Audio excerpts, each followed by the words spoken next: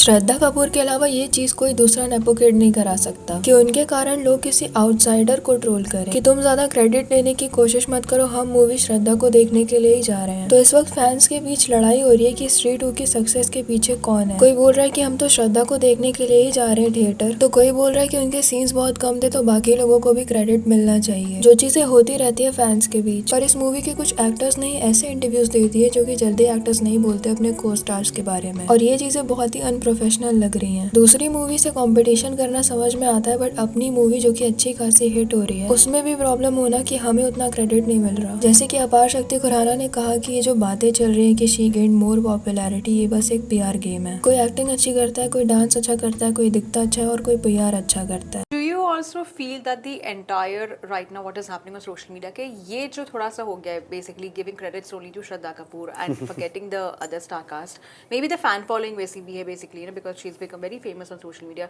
Do you feel that is something which could be a bit, you know, a bit wrong for the other actors who have equally played a pivotal role? मैं इस पे कुछ बोलूँगा तो बात खुलेगी तो दूर तक जाएगी। आपको सच्चाई पता है, मैं कुछ बोलना नहीं चाहूँगा। ऑडियंस जो कहे वो सही है। मैं किसी की भावनाओं को ठेस नहीं पहुंचाना चाहता, बट बियॉन्ड अ पॉइंट वो एक आई थिंक पीआर गेम है of one man, of upping, you know, or downing somebody. I don't know. My take is, you know, because I felt like she was not there. Even when I saw, I've written the same thing on my Twitter also very clearly, that she doesn't have much of scenes, but she's gained more popularity than the other actors. चलिए, बिल्कुल सही है। Honestly. नहीं, gain more popularity, वही मैं आपको बोल रहा हूँ कि वो एक पीआर गेम है। वो क्या वो ऑडियंस जब जूम चैनल मार्केट में वॉक्स पॉप्स करने निकलता है और जो ओरिजिनल ऑडियंस कहती है, जिनका फेस होता है, मैं उनकी बात कर रहा हूँ, क्या वो ये बात ऐसा कह रहे हैं? नहीं। मैं ये जानना चाहता हूँ आपसे, वही बोल रहा हूँ कि वो एक पीआर गेम है, I don't want to comment on it and I am a fan of journey. मेरे को बियॉन्ड अ पॉइंट किसने किस चीज़ पे हार्ड वर्क किया, किस पे नहीं किया, कोई शायद डांस अच्छा करता होगा, कोई शायद गाता अच्छा होगा, कोई शायद एक्टिंग अच्छी करता होगा, कोई शायद दिखता अच्छा होगा, कोई शायद कुछ और अच्छा करता होगा, और कोई शायद पीआर अच्छा करता होगा। सो हर एक तरीके के यू नो टैलेंट्स हैं। और फिर ऐसा ही एक और इंटरव्यू एक और एक्टर का है जिनका नाम है अभिषेक बैनर्जी। उन्होंने कहा कि पूरी स्टार कास्ट की मूवी है, लोग चाहे कितना भी कंपेयर करें। आई ऑनेस्टली मैं आपको सच बताऊं, मुझे लगता है कि इन सब चीज़ों पे हम तो फोकस करते ही नहीं, क्योंकि जब हमने शुरू किया था तो हमें किसी ने नहीं बोला था कि ये फिल्म इसकी है उसकी है।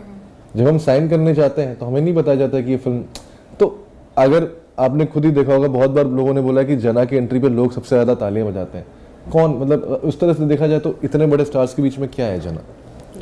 ये फिल्म एंसेम्बल कास्ट की फिल्म है, ये सबकी फिल्म है, and that is the beauty of this film, जो कि कभी नहीं बदल सकती। मतलब चाहे कितना भी शोर मच जाए या जितने भी मतलब यू नो लोग कंपैरिजंस में चले जाएं, problem is not influencers becoming actors, that is not a problem. If you can act, please यार कहीं से भी हो आके करो आप acting. Problem is when you are deciding on casting a particular actor depending on their followers। कि आप ऑडिशन तो देख रहे हो, आपने टॉप 3 शॉर्टलिस्ट कर लिया, आपने बोला है तीनों अच्छे हैं, ये दूसरा वाला बहुत अच्छा है, लेकिन ये तीसरे वाले के ना फॉलोअर्स ज्यादा हैं, Instagram खोलो। ये बहुत बड़ी प्रॉब्लम है, ये फंसाएगी। क्योंकि और जब तक हम इससे सीखेंगे ना, it will be too late. Mentally ना it is very demotivating for actors.